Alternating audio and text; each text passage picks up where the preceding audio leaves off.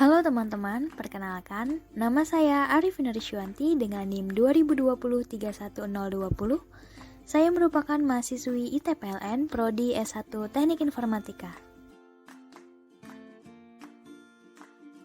Saat ini, saya ingin mengajak teman-teman semua untuk belajar bersama mengenai teknik manajemen memori. Sudah siap belajar bersama? Ayo kita mulai!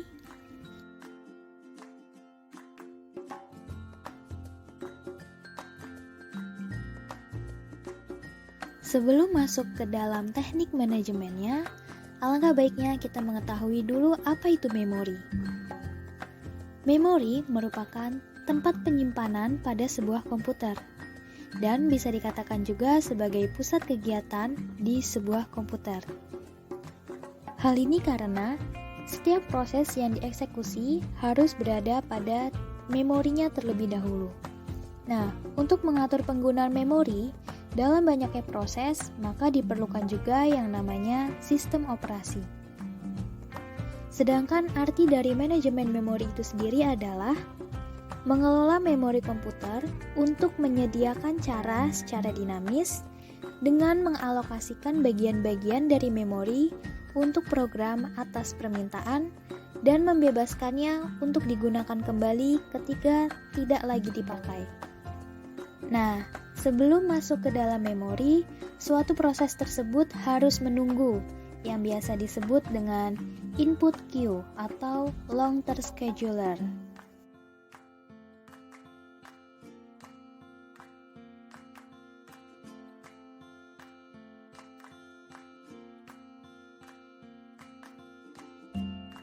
Mungkin banyak yang bertanya-tanya, mengapa sih harus ada manajemen memori? Baik, di sini ada tujuan dan fungsi dari manajemen memori. Yang pertama yaitu meningkatkan utilitas CPU. Yang kedua, mempercepat akses data dan instruksi oleh CPU. Yang ketiga, mengefisiensi kapasitas memori. Yang keempat, mengefisiensi transfer data. Nah, yang tadi itu tujuannya. Sekarang fungsi dari manajemen memori. Yang pertama, mengelola informasi yang dipakai dan juga yang tidak terpakai. Yang kedua, mengalokasikan memori ke proses yang diperlukan. Yang ketiga, mendealokasikan memori dari proses yang telah selesai. Yang keempat, mengelola swapping atau pegging antara memori utama dan juga disk.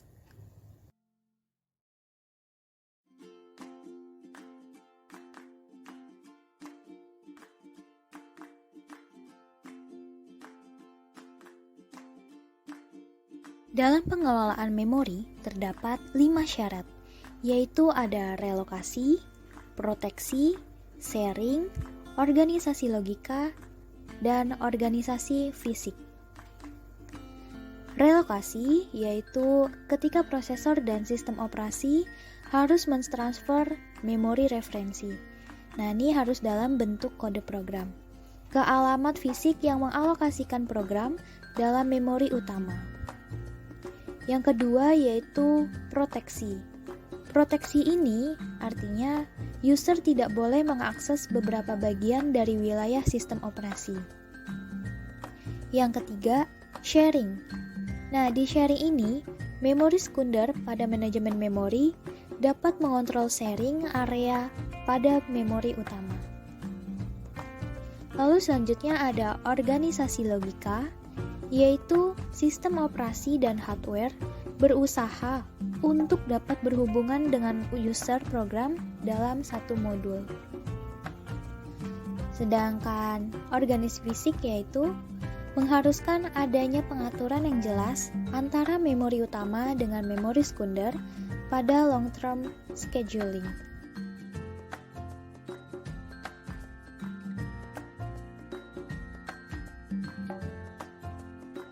Selanjutnya ada teknik-teknik partisi. Teknik-teknik partisi ini terbagi menjadi dua. Ada partisi tunggal atau single partition dan partisi banyak atau multiple partition. Nah, di dalam partisi banyak ini terbagi menjadi dua lagi, yaitu ada partisi tetap atau fixed partition atau juga biasa disebut dengan static partition dan partisi dinamis atau dynamic partition. Nah, di dalam partisi tetap juga terbagi menjadi dua, yaitu ada equal partisi atau yang artinya partisi sama dan unequal partisi yang berarti partisinya tidak sama.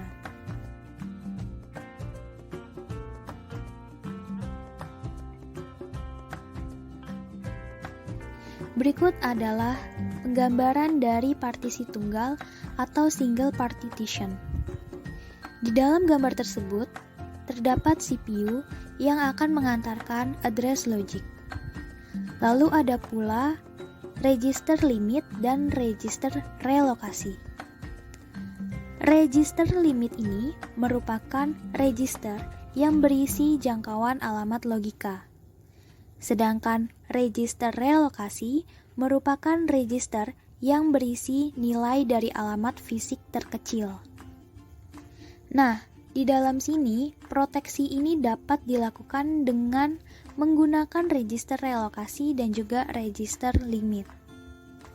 Di situ ada juga address fisik yang merupakan hasil penjumlahan dari nilai register relokasi ditambah dengan address logic. Nah, dalam hal ini pula, alamat logika harus lebih kecil dari register limit.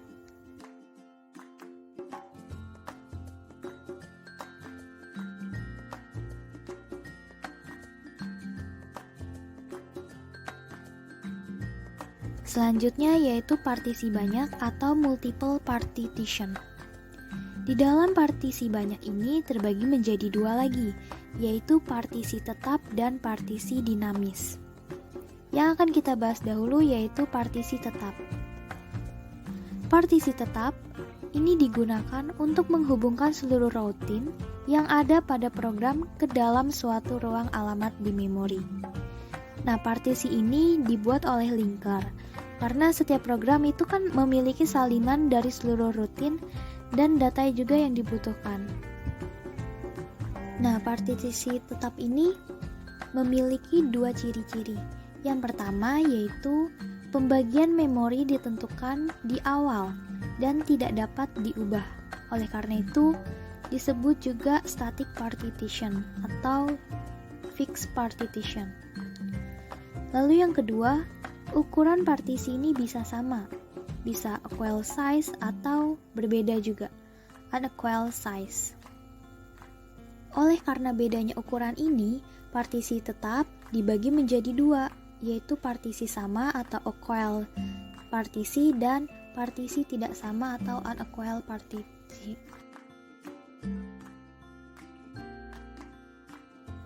Equal partisi atau partisi sama memiliki ciri-ciri sebagai berikut.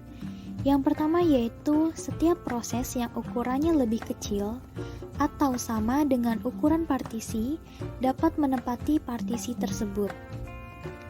Yang kedua, jika semua partisi telah terisi, maka sistem operasi akan melakukan swap terhadap proses yang sudah tidak aktif.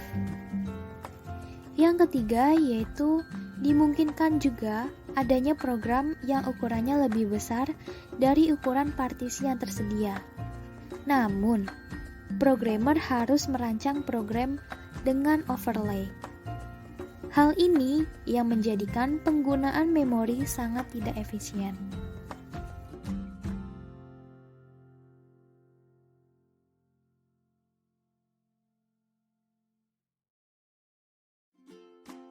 Selanjutnya ada unequal partisi atau partisi tidak sama. Partisi tidak sama ini memiliki ciri-ciri lebih baik daripada partisi berukuran yang sama. Yang kedua, penggunaan memorinya itu lebih efisien karena seorang programmer itu tidak perlu memasukkan proses yang membutuhkan memori lebih besar dari yang tersedia atau yang biasa kita sebut dengan overlay.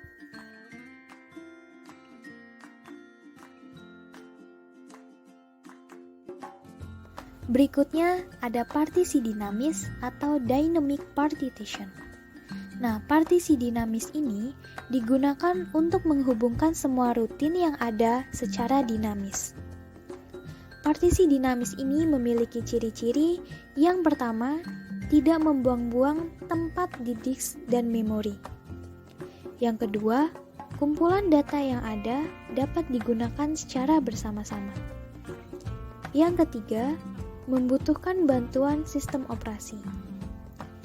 Yang keempat, linking dilaksanakan pada execution time. Yang kelima, alokasi memori ditentukan saat runtime. Yang keenam, setiap proses diberikan alokasi sesuai yang dibutuhkan. Yang ketujuh, jumlah dan ukuran partisinya tidak tetap.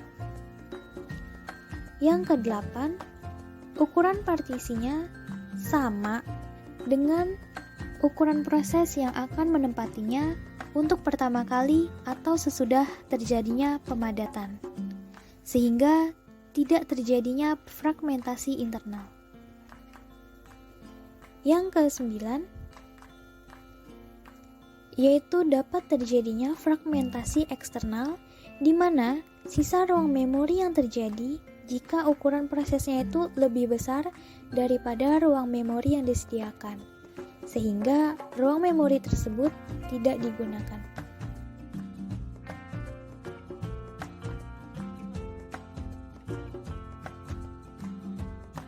Pada partisi dinamis, terdapat algoritma pengalokasian memori.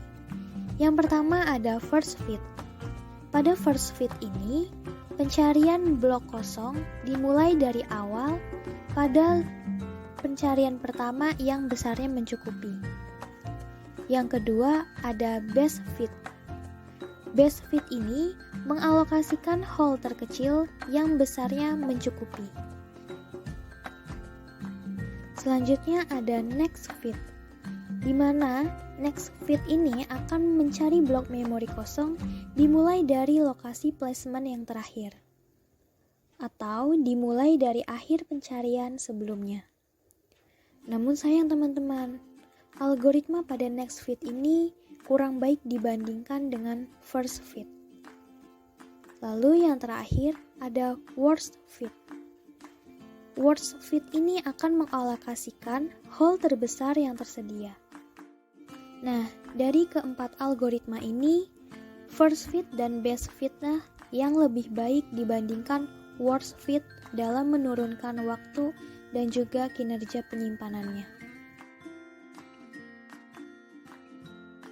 Dari ciri-ciri tersebut, didapatkan kelebihan dan juga kekurangan dari masing-masing partisi tersebut. Yang pertama ada partisi tetap, yang memiliki kelebihan bahwa library-nya pasti ada dan juga versinya pasti sudah benar, karena dia bersifat tetap. Lalu yang kedua, mudah dalam pendistribusian filenya. Nah, partisi tetap juga memiliki kekurangan. Yang pertama, ukuran filenya itu lebih besar. Yang kedua, ukuran programnya lebih besar dari ukuran partisinya. Yang ketiga, itulah yang mengakibatkan penggunaan memorinya itu menjadi tidak efisien.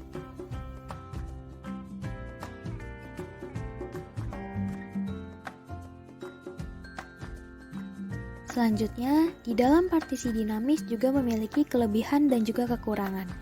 Kelebihan partisi dinamis yang pertama yaitu ukuran filenya lebih kecil daripada partisi tetap. Yang kedua, penyimpanannya menjadi lebih irit sehingga tidak memakan ruang yang banyak.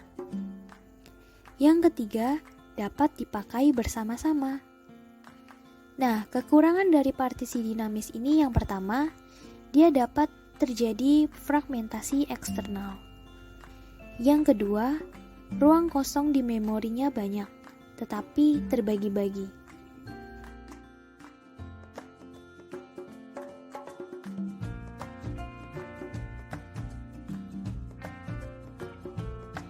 Selanjutnya ada konsep paging atau pengalamatan. Paging ini merupakan solusi untuk permasalahan fragmentasi eksternal, di mana dia berfungsi untuk menyimpan dan memanggil data dari hard disk ketika kapasitas memori utama di komputer ini sudah penuh. Maka data-data ini akan disimpan di suatu tempat dalam page file yang berada di dalam hard disk. Nah, di dalam proses paging ini terdapat beberapa istilah. Yang pertama itu ada frame. Frame ini merupakan pembagian memori fisik ke dalam blok-blok ukuran tetap. Nah, sedangkan page ini merupakan pembagian memori logika ke dalam blok-blok dengan ukuran yang sama. Nah, untuk menjalankan program yang berukuran n page, itu harus mencari frame kosong sebanyak n. Untuk meload program dan page table digunakan untuk ditranslasikan alamat logik ke alamat fisiknya. Konsep paging ini jika diamati sekilas memang mirip dengan partisi tetap, tetapi konsep paging ini memiliki perbedaan dengan partisi tetap. Yang pertama, paging ini ukurannya partisinya itu lebih kecil. Yang kedua, programnya boleh menempati lebih dari satu partisi. Dan yang ketiga, letak programnya di dalam memori tidak berurutan. Dan yang terakhir, fragmentasi internal yang terjadi memiliki ukuran yang lebih kecil dari partisi tetap. Di sini dimisalkan pada gambar A terdapat 15 frame yang masih tersedia atau masih kosong dengan frame number dari 0 sampai 14. Lalu pada gambar yang B itu terdapat frame yang sudah terisi oleh proses A dimulai dari number frame 0 sampai number frame 3. Jadi terdapat 4 proses A dari A0, A1, A2, dan A3. Lalu kemudian di gambar yang C itu terdapat load proses B, di mana yang tadi proses A itu yang dari 0 sampai number frame 3 itu sudah diisi dengan proses A. Lalu selanjutnya pada nomor 4, 5, 6 diisi oleh load proses B, yaitu B0, B1, dan B2 sampai ke number ke-6.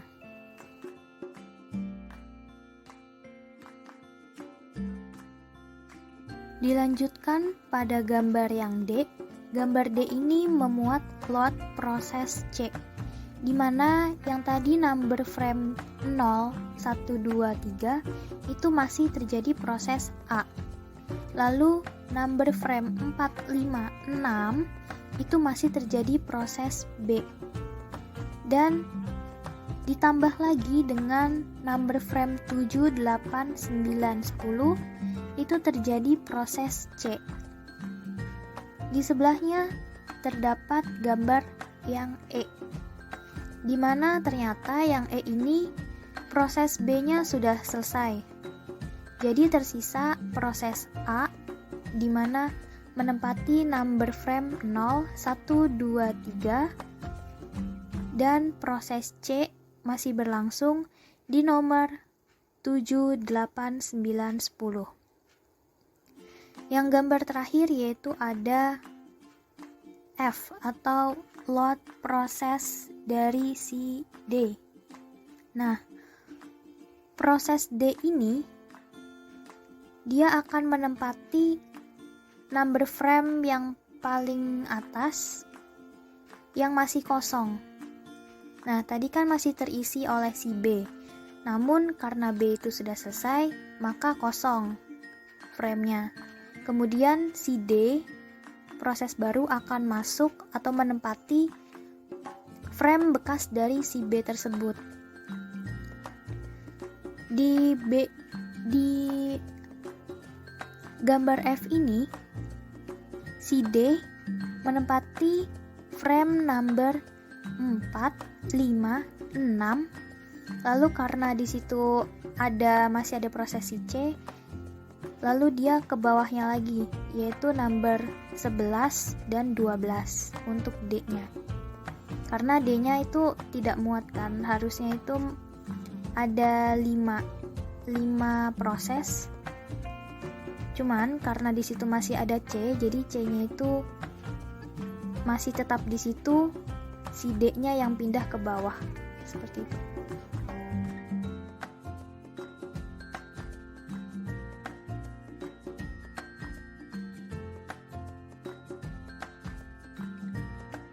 Nah, ini merupakan lanjutan dari gambar yang sebelumnya.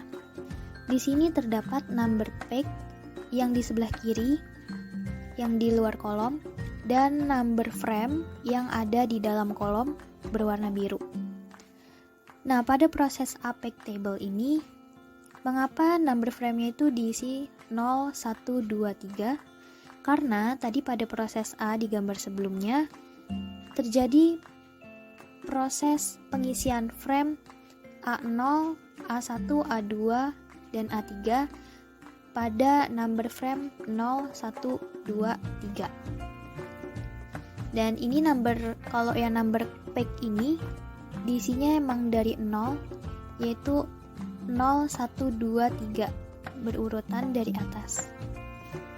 Selanjutnya pada proses B peg table, di sini kenapa number frame-nya itu kosong? Karena tadi pada proses B itu sempat ada data yang masuk. Si B itu masuk pada number frame 4, 5, 6. Namun pada gambar yang E, di gambar E itu proses B sudah selesai, maka dia terswipe out atau terhapus gitu. Jadinya proses B peg table ini tidak ada atau habis. Lalu selanjutnya ada proses C peg table, di mana proses C peg table ini terjadi karena tadi proses C itu mengisikan number peg di number 7, 8, 9, dan 10.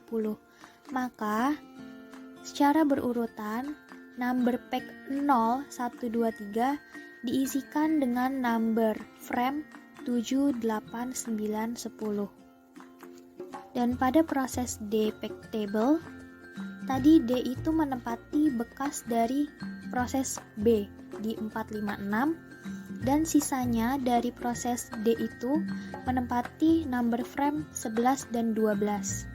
Maka secara berurutan number peg 0, 1, 2, 3, 4 itu berisikan number frame 4, 5, 6, 11, dan 12. Lalu tadi kan awalnya tersedia 15 number frame, namun yang terisi cuman ada 13 frame. Nah, ada sisanya yaitu number frame yang ke-13 dan number frame yang ke-14 itu kosong atau belum pernah terisi oleh suatu proses yang disebut dengan free frame list. Jadi frame yang bebas, daftar frame yang bebas. Di sini juga ada cara untuk memproses alamat relatif atau alamat logik ke alamat yang absolut. Caranya yang pertama yaitu kita bisa memisahkan bit-bit number peg yang terletak di sebelah kiri dari bit-bit alamat relatif sebesar n bit. Nah, n bit ini merupakan jumlah bit untuk nomor halaman. Lalu yang kedua, menggunakan nomor halaman tersebut sebagai indeks untuk melihat nomor frame K pada tabel halaman-halaman alamat awal dari alamat fisik, yaitu KX2M. Nah, yang ketiga, alamat fisik dapat diperoleh dengan cara menambahkan alamat awal tersebut dengan offset. Lalu di sini ada catatan bahwa bisa juga cara mendapatkan alamat fisik yang lebih sederhana atau tidak perlu melakukan penjumlahan adalah dengan menggabungkan bit-bit number frame dengan bit-bit dari offset.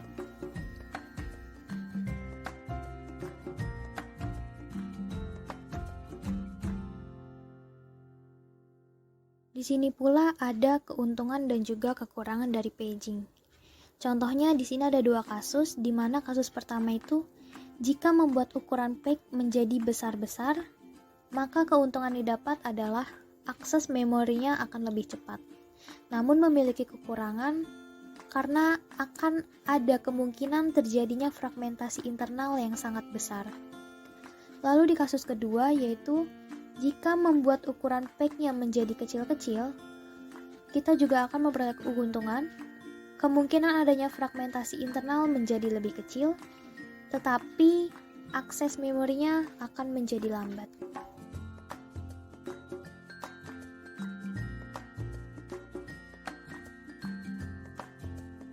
Selain konsep paging, juga terdapat segmentasi. Nah, segmentasi ini merupakan suatu pengaturan memori yang mendukung pengguna untuk melihat suatu memori. Dalam segmentasi ini, program dan data dibagi dalam sejumlah segmen atau bagian-bagian. Nah, ukuran dari setiap segmen boleh berbeda-beda. Dengan panjang segmen maksimal hanya 4. Nah, format alamat logik terdiri dari 2 bagian, yaitu nomor segmen dan juga offset. Pada segmen table, terdiri dari nomor segmen, panjang segmen, dan awal alamat fisik.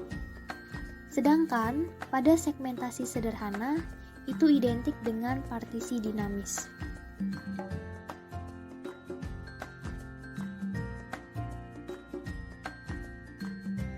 Ada cara memproses alamat relatif ke alamat absolut menggunakan proses segmentasi. Yang pertama, yaitu memisahkan bit-bit nomor segmen yang terletak pada bit-bit sebelah kiri dari bit-bit alamat relatif sebesar n bit. Lalu, gunakan nomor segmen tersebut sebagai indeks untuk melihat awal dari alamat fisik pada tabel. Segmen akan membandingkan nilai offset dengan segmen panjang. Kemudian, jika nilai offsetnya itu lebih besar atau sama dengan alamat, segmen panjang tersebut tidak valid atau perlindungan terhadap akses ilegal. Dan, untuk memperoleh alamat fisik, dapat dengan cara menjumlahkan awal alamat fisik suatu segmen dengan offset.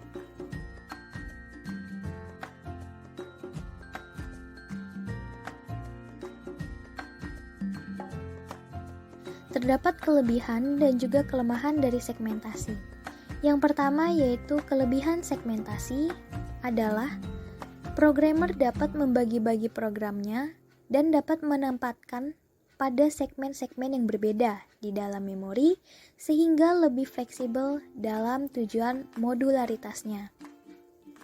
Namun, segmentasi juga memiliki kelemahan, yaitu programmer harus mengetahui ukuran maksimum dari suatu segmen tersebut dan mengimplementasikan translasi ke dalam hardware yang lebih kompleks.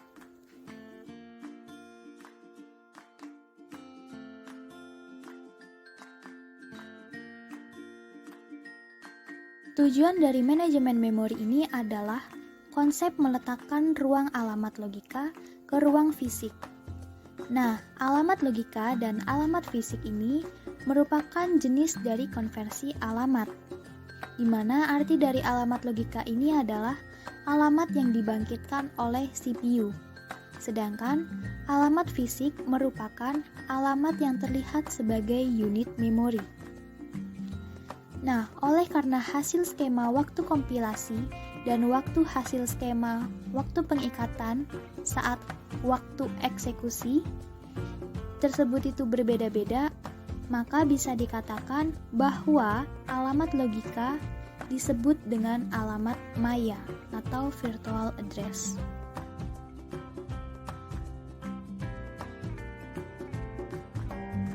MMU atau Memory Management Unit adalah perangkat keras yang memetakan alamat virtual ke alamat fisik.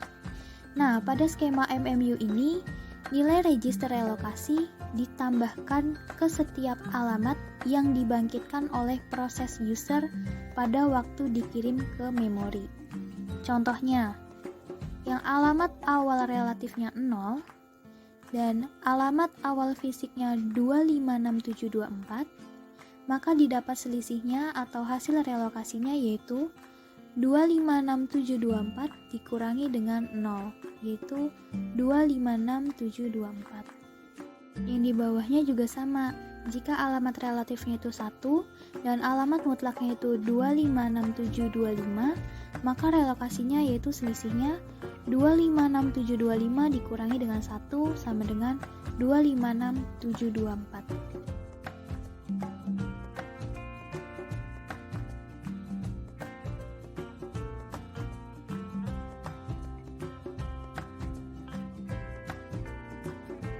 Sekian belajar bersama kita kali ini.